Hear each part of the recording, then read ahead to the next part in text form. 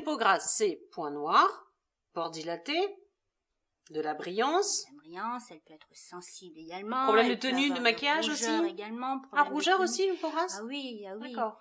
Alors on parle, en kératopraxie, on va parler beaucoup plus de, pas de type de peau, mais plutôt des états de peau. Parce qu'on a chacune,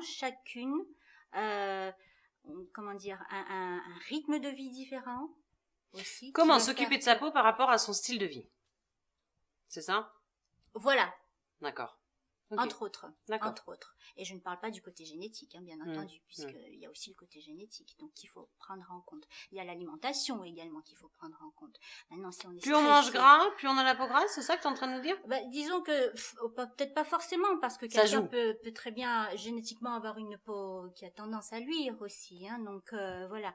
Mais ce que je peux conseiller à ce moment-là, c'est de nettoyer un petit peu l'intérieur du corps également. Avec des compléments alimentaires Par exemple, les compléments alimentaires, voire même en réflexologie, puisqu'on aborde aussi ce sujet-là, la réflexologie qui aide également. Il y a des points qui peuvent aider à ralentir la production de sébum? Oui. Ah, d'accord. Ok. Effectivement. Sarah, je crois que la réponse était suffisamment complète. Merci beaucoup, Vanina. Mais je t'en prie. Les filles, je vous dis à bientôt. N'hésitez pas et n'oubliez pas d'envoyer vos questions.